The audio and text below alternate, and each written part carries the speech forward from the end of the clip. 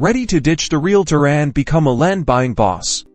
Let's dive into finding and buying land completely DIY. First, fire up those search engines. Websites like Zillow, LandWatch, and Lands of America are goldmines also. Don't forget your local county assessor's website.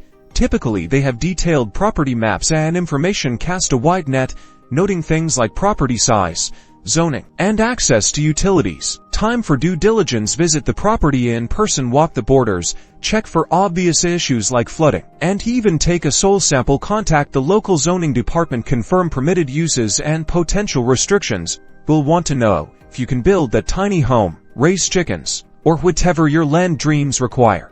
Negotiation time. Research comparable land sales, then confidently make your offer. Be prepared to walk away if the price isn't right once you reach an agreement. Draft a purchase agreement. Templates are available online, but consider having an attorney review this document for your own protection. Financing is next. Explore options like land loans from banks or credit unions, or even owner financing if the seller is open to it. Carefully review the loan terms with financing secure and all contingencies met.